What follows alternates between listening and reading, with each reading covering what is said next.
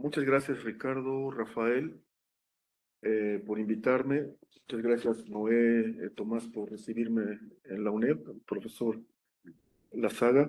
Y bueno, mi nombre es Guillermo Ferrer.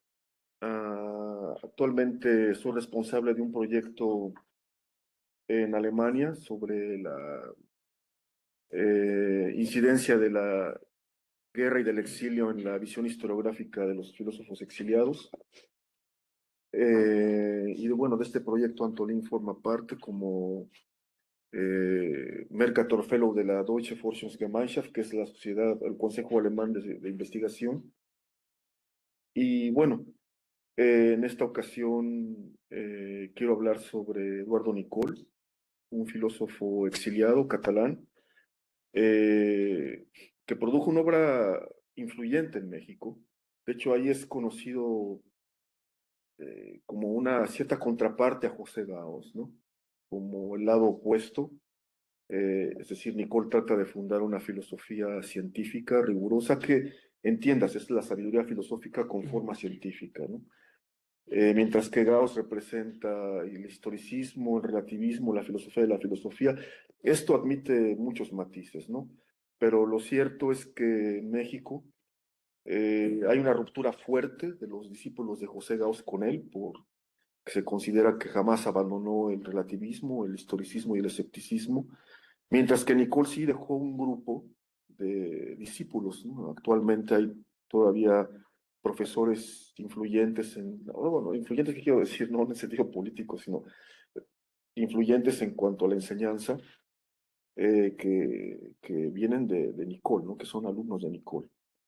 Ah, pero por lo mismo que Nicole quiere hacer o desarrollar una filosofía científica, pues sobre todo se le tendría que estudiar sus libros de manera sistemática, ordenada, ¿no?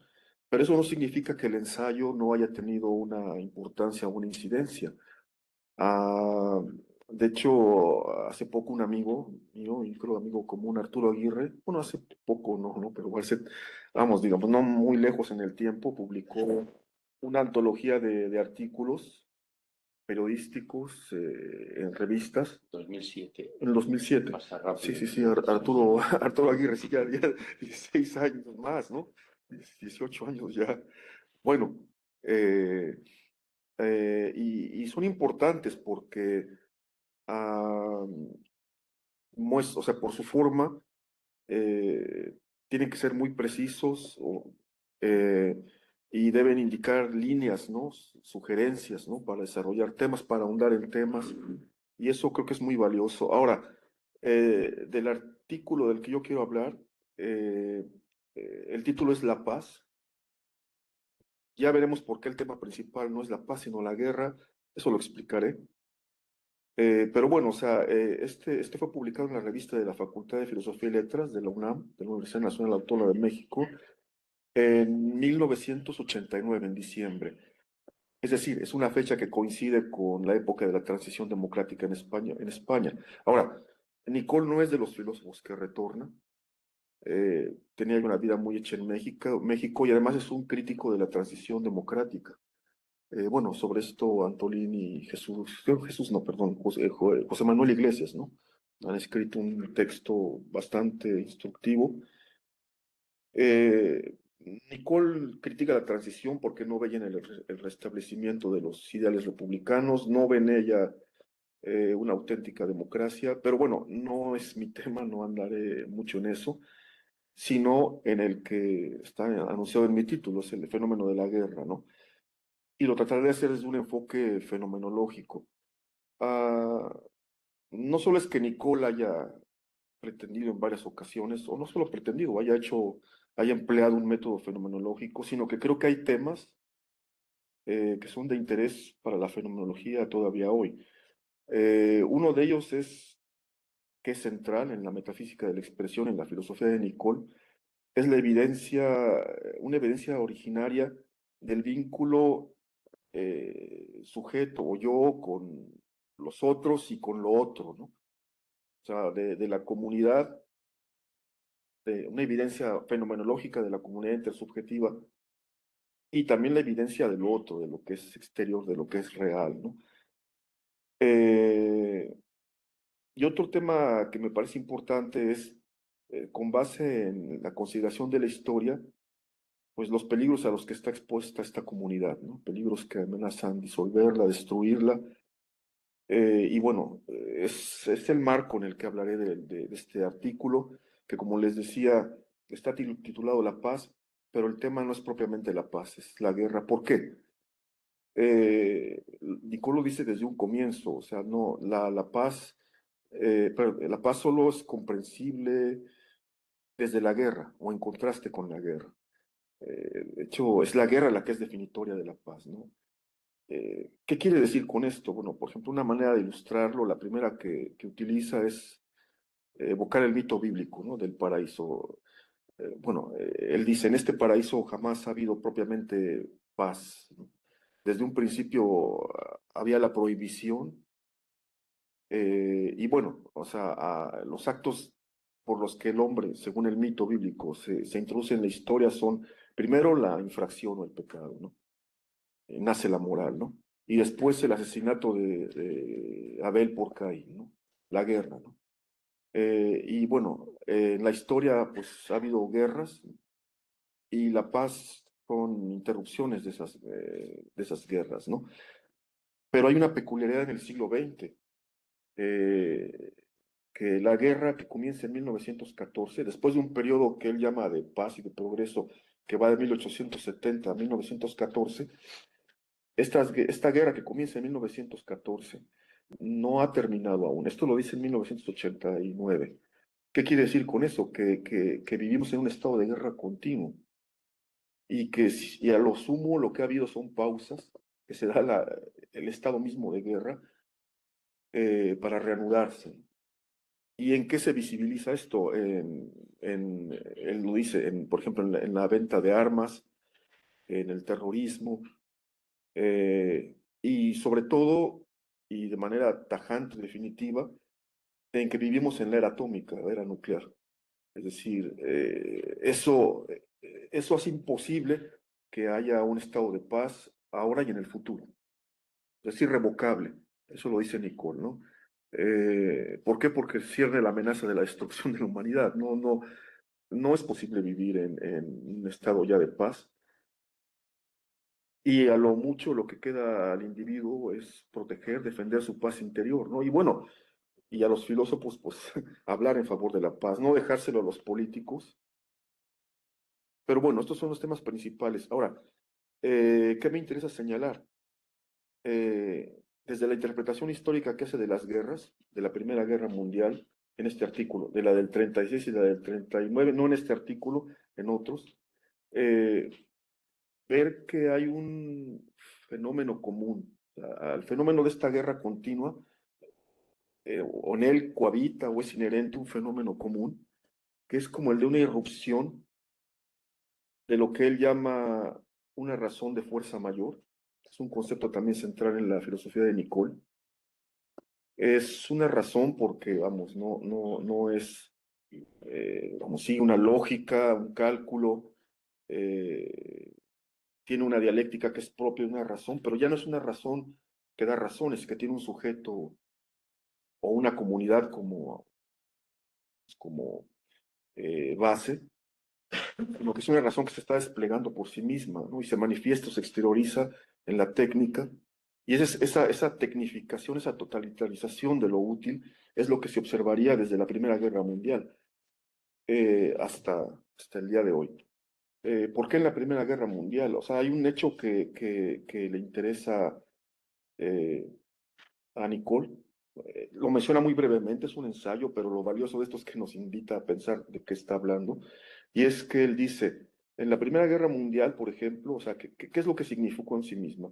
El derrumbamiento de los ideales de una organización mundial de trabajadores y de seres humanos que estuvieran hermanados por el trabajo y el deseo de vivir en paz. Ah, y recuerda que los sindicatos franceses y alemanes, o sea, en medio de la vorágine de lo que siguió el asesinato de Francisco Fernando, trataron de mediar para evitar el conflicto, pero fue en vano.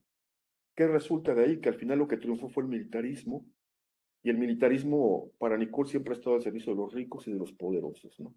Aquí se puede leer entre líneas, creo, también una crítica que sería marxista y creo que es importante mencionarlo, tiene su validez, su razón de ser, su importancia. O sea, la lucha de clases que está ahí presente como motor de explicación del conflicto.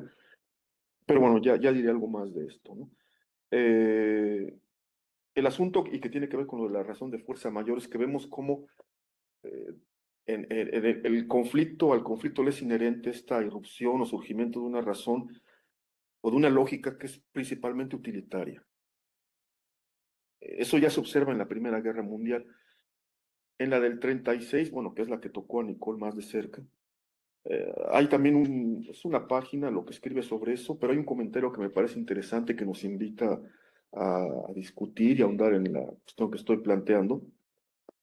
Él dice que, vista en retrospectiva, en 1989, lo principal de la guerra española, bueno, creo que es de los que también se resiste a llamar la guerra civil, pero de la guerra española, ya no es la cuestión de si se trató de una guerra justa, en el sentido de que fue, por ejemplo, el derecho de la República a defenderse contra los sublevados, ¿no? Esa cuestión, claro, no es que la niegue, pero ya no es la principal. La principal, él lo dice, es el problema de una paz injusta. Y alude a mi modo de leer el texto a la paz que hubo en la dictadura franquista y al silencio que se guardó sobre ella durante la transición. ¿Y qué quiere decir? O sea, que a fuerza de calumnia, a fuerza de mentiras, se ha logrado un propósito y es que es acallar e inutilizar los ideales de la República, hacer obsoleto o inválido el idealismo que tenía, vamos, el idealismo de un hombre nuevo, que era el de la República, y que eso es lo terrible, ¿no? O sea, cómo, eh, digamos, se observa, ¿no? La acción de esta razón de fuerza mayor, ¿no? O sea, lo que hace es aplastar a la otra razón, ¿no? Eh, es lo que dice de la guerra de 1936 y de la Segunda Guerra Mundial. Curiosamente en este texto sobre la paz dice un poco o nada, pero es que ya había dicho él algo en 1941, 48 años atrás, en otro ensayo que se titula Meditaciones privadas en 1945 y en otro que se titula Meditaciones públicas. Bueno, meditaciones privadas, solo diré que es en pleno conflicto, en plena guerra mundial, donde Nicole empieza a bosquejar esta fenomenología de la que yo hablaba al principio, de la evidencia originaria del ser, del ser del hombre, que él confronta con una tradición filosófica que siempre supone la identidad detrás de los fenómenos. A mi modo de leer es un bosquejo ya de esta noción de hombre como un ser proteico, un ser que cambia, ¿no? Eh, y además se empieza a bosquejar el tema del hombre como ser expresivo, ¿no? Y por lo tanto, ser expresivo es un ser que, que, que lo esencial es darse a conocer, ¿no? Ser símbolo o indicación para otros y viceversa. Es el bosquejo también de la noción de comunidad. Ah, y bueno, ¿qué dice sobre la guerra? Sobre la guerra en curso en 1942 en un texto que se llama Meditaciones públicas, el hombre sin verdad. Y ahí dice una cosa que es muy importante, creo. Él constata que la política, por primera vez en la historia de Occidente, irrumpe en la vida humana y que la consideración política del otro sustituye la evidencia del otro, o sea, la evidencia propiamente fenomenológica del otro, se ve sustituida por la consideración puramente política del otro. Además que la Segunda Guerra Mundial es una guerra total, o sea que ya no se limita a la confrontación entre ejércitos, sino que tiene el interior, está en el interior de cada nación, de cada partido, de cada familia, de cada persona, ¿no? Eh, y la consecuencia final, o lo que se avisora, 1942, el conflicto está todavía lejos de terminar. Ya hay un vuelco, se sabe, ¿no? Favorable a la Unión Soviética, pero bueno, o sea, la consecuencia es que el totalitarismo político usurpa totalmente el papel de la filosofía, la ciencia y la religión, ¿no? Les quita su función de ser órganos de la verdad. y así distorsiona la política. El sentido de la política, el sentido originario es estar subordinado a la realidad de la convivencia. En este caso, la política se erige en ciencia y técnica. Es otra manifestación todavía mayor, mayúscula, de lo que es esta razón total, ¿no? La política total es, perdón, es una manifestación más y más aguda, más grave de la razón de fuerza mayor, ¿no? O sea, esta razón que funciona como un dispositivo, como un mecanismo por sí misma, eh, aniquilando la otra, ¿no? Ahora, esto para concluir, esto es lo que dicen sobre la guerra en estos artículos, ensayos, ¿no? O sea, es muy poco y desde luego exige que nosotros los pensemos, que lo comparemos con otros textos de Nicole, de otros autores, pero yo aquí solo quiero decir en lo que resta del tiempo, qué importancia tiene esto para la fenomenología. Hablaba en el título del pensamiento alemán, no podría abarcarlo todo. O sea, el tema de la guerra, desde luego, es sumamente importante en la fenomenología, desde Husserl, Scheller, Heidegger, no se digan autores como Levinas, o autores que tuvieron o pueden tener importancia para la fenomenología. Bueno, no mencioné a Patochka, pero que es propia, yo diría que es un fenomenólogo, pero autores que tienen importancia para la fenomenología como Franz Rosenzweig, Pia Levinas o Simone Weil, el apellido se pronuncia en alemán, ¿no? Creo que es de familias judías, ¿no? Germanoparlantes en Alsacia, Simone Weil. Ah, pero bueno, o sea, mencionaré algunas ideas solo en Brentano, Scheller, Husserl, diré algo sobre Heidegger y pues ya me gustaría entrar en la discusión. Para la cuestión de la guerra abordada desde la fenomenología y para situar a Nicole dentro de ella, habría que considerar quizá primero a Brentano, ¿no? Aunque Brentano muere en 1917, cuando apenas, bueno, cuando irrumpe la Primera Guerra Mundial, ya está entrado en edad.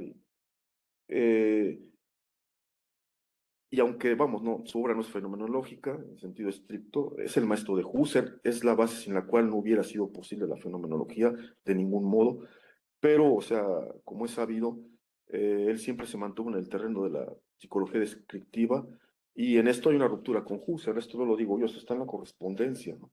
Eh, Husserl no aceptará que la base de la fenomenología pueda ser la psicología, ni siquiera en sentido de psicología descriptiva, pero bueno, o sea, el bosquejo de la fenomenología está ahí, y en psicología desde el punto de vista empírico, o sea, hay algunos pasajes muy importantes e interesantes en los que Brentano está reflexionando sobre la psicología como base o fundamentación científica de la ética y de la política.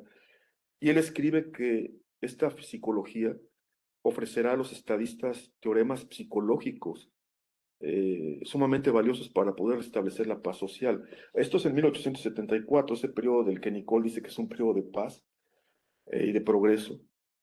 Pero Brentano, curiosamente, observa que esto es necesario, o sea, que la psicología socorra a la política y a la ética, porque es necesario restablecer la paz social. No hay un conflicto armado, pero sí hay conflictos generados por situaciones económicas desiguales. Eh, y bueno, o sea, el papel de los estadísticos, perdón, de los estadistas será semejante al de los médicos, eh, porque las civilizaciones enferman, no es que mueran. Esto quizás sea una alusión, yo no la puedo probar, pero quizás sea una alusión a la obra de Arthur Gobineau, que sí habla, ¿no? En su obra sobre la desigualdad de las razas humanas, sobre un principio de muerte implícito en cada civilización, en cada cultura, y tarde o temprano, o sea, algunas, todas civilizaciones están destinadas a morir, unas más menos que otras, según las razas. Bueno, no sé si Brentano alude a eso, pero es interesante que diga que si los estadistas no se valen de los teoremas psicológicos, podrán fungir como médicos, ¿no? Que impiden, ¿no? A que al restablecer la paz social, pues impiden la muerte de una civilización o de una cultura, o contribuyen a su continuidad, ¿no? Scheller. Scheller, sí, ya veremos que esa diferencia de Husserl, paso después a Husserl por razones que ya explicaré, Pero en Scheller sí hay el intento, la tentativa de hacer una fenomenología de la guerra. El texto clave, que creo que no ha sido traducido, es Der Genius des Krieges und der Deutsche Krieg, el genio de la guerra y la guerra alemana. Hay que matizar, porque después Scheller escribirá sobre la paz y rectificará algunas de las ideas, pero el asunto con Scheller es que Scheller hace dos cosas desde un punto de vista que él considera fenomenológico. Lo primero es indicar que la guerra es propiamente un acto espiritual, o sea, jamás se reduce a la violencia física. Eso sería un reduccionismo insostenible. La guerra tiene como sujetos espirituales a los estados y la guerra no es una lucha por la existencia, no es un conflicto meramente violento de destrucción del otro, aniquilación del otro, sino es una lucha por el poderío espiritual y por crear, establecer nuevas relaciones de poder entre los estados. Y en ese sentido sería generadora de historia y de cultura, ¿no? Eh, Además de las dificultades intrínsecas de este planteamiento, o sea, es una cierta amalgama de naturalismo y espiritualismo que no está muy bien explicada, muy bien aclarada. Ah, eh, eh, está muy condicionada también por una visión de la historia eh, que no, es un germanismo que no es el nacionalsocialismo, pero bueno, o sea, está muy condicionado desde esta visión, ¿no? De una cierta superioridad cultural, ¿no? Pero bueno, o sea, no es la postura de Nicole, o sea, Nicole, yo no creo que aceptara estas ideas. Sí que la guerra, vamos, no se reduce a lo que sería, digamos, la violencia en el reino animal, por ejemplo, que no se puede calificar de guerra, es lucha por la supervivencia. Pero bueno, o sea, no creo que tenga mucho que ver con Husserl. ¿Qué decir de Husserl? O sea, Husserl es, cuando estalla la Primera Guerra Mundial, Husserl sí hay escritos en los que habla de que el espíritu alemán está en peligro, descarta la crítica de militarismo al Estado alemán.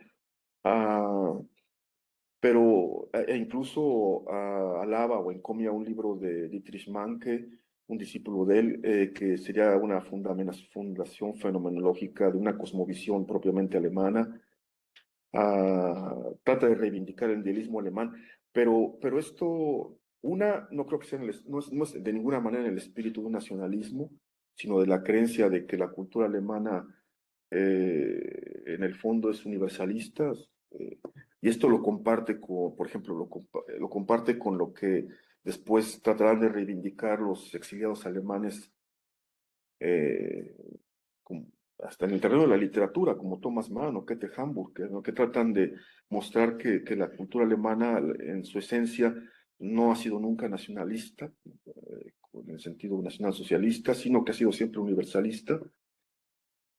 Y bueno, pero hay otra cosa importante. O sea, en estos mismos escritos de la Primera Guerra Mundial, Husserl insiste en que la fenomenología tiene que ser la fundamentación científica de una crítica de la razón política, perdón, teórica, práctica y axiológica. Sobre todo en tiempos de guerra en los que, vamos, la cultura amenaza con derrumbarse, ¿no? Y bueno, o sea, después Husserl, aunque nunca toma una postura expresa frente al nacionalsocialismo, no llega a vivir la Segunda Guerra Mundial, pero sí padece las leyes de Nuremberg. Y bueno, se, se irá, digamos, sensibilizando contra la barbarie que está presenciando y bueno, planteará los temas como renovación de la cultura, renovación, autorrenovación y bueno, y el tema de la crisis, ¿no? No hay propiamente un análisis fenomenológico de la guerra, pero, pero bueno, o sea, ah, creo que la idea de una crítica, de una base científica de la crítica, de una crítica de la razón es algo que pudiera compararse con Nicole. Y bueno, Heidegger, para terminar, si tengo tiempo con esto, termino solo una observación sobre Heidegger. Ah, esto es más complejo porque hoy sabemos, ¿no? que el tema de las consideraciones que hace, no desarrolla tampoco una fenomenología de la guerra Heidegger, pero la sitúa constantemente en el contexto de la historia del ser, de la decisión histórica que debe tomar Alemania, la alemanidad. Pues esto está claro ya en los cuadernos negros, ¿no? Su filiación nacional socialista. ah, y esto es algo que no se sabe en la recepción de Heidegger en España y en Latinoamérica, porque no se conocían los textos. Se ha leído Ser y Tiempo con una perspectiva distinta. Por ejemplo, en el mito del estado de Cassirer, que es una reseña o un ensayo reseña ah, casi de los 80, o no sé si de los 70s o 80s, ahora no recuerdo, pero él dice que Nicole dice que la filosofía de Heidegger es incompatible con el nacionalsocialismo. O sea, que es un individualismo existencialista que es incompatible con el nacionalsocialismo comunitario, ¿no? Ah, algo parecido piensa Eugenio Imas, si mal no recuerdo, eh, que compara la filosofía de Heidegger con la tragedia de Hölderlin, con la muerte de Empédocles en la soledad, ¿no? La soledad del individuo angustiado. Pero esto no es así. Ahora, yo no estoy queriendo decir con esto que Heidegger no haya hecho una obra filosófica. De hecho, a mí esta alternativa me parece un poco falsa. Lo que sí es un tema importante y es con lo que quiero concluir, es que la fenomenología sí tiene como tarea analizar, digamos, en primera persona del singular y del plural, por qué vericuetos, por qué distorsiones o por qué tipo de cáncer o de corrosión la razón puede degenerar en ideologías violentas. Eso sí, porque eso es una cosa que existía y que se repite, ¿no? Y en ese sentido, creo que es algo que falta en Nicole. O sea, sí creo que hay una cierta hipostatización o substantivación de esta razón de fuerza mayor, que es también un tema que se pudiera comparar, por ejemplo, con este del dispositivo de Heidegger, de la técnica, ¿no? De una razón técnica, ¿no? Que está desplegándose y avasallando todo. Eso desvía un poco la atención. O sea, eso, si bien hay algo de verdad en eso, de una razón, incluso digamos que somos todos, estamos atrapados por una razón anónima, ¿no? Que nos devora y contra la que nada podemos hacer, y que, vamos, eh, tiene como solo fin la supervivencia y al final es la supervivencia de los más poderosos, de los que más tienen, ¿no? De todos modos, creo que la fenomenología sí tiene como tarea lo que decía, ¿no? O sea, hacer este análisis en primera y tercera persona perdón, primera persona del plural y del singular, de la fuerza de las ideologías. Y solo en un segundo lo digo, porque eso no es una cosa que, o sea, sí yo entiendo, o sea, la cuestión de las clases sociales, las condiciones materiales, de otra manera seríamos etéreos, ¿no? Hablar de las causas de la guerra, pero lo cierto es que la ideología incide en la historia y es desencadenante de guerras. O sea, la Vernichtungskrieg de Hitler era la consecución concreta de algo que había dicho en el capítulo de Mein Kampf sobre la guerra mundial, y es que para destruir al enemigo no solo bastaba la aniquilación física, sino que había que destruir desde la raíz su cosmovisión. Y ese era el motivo de la guerra de invasión a la Unión Soviética, con lo brutal que fue y con el propósito que tenía, ¿no? Pero bueno, o sea, creo que con esto, y que solo con ayuda a un pequeño texto de Nicole, se plantean muchos problemas, ¿no? Que se pueden discutir, y bueno, con esto acabo. Muchas gracias.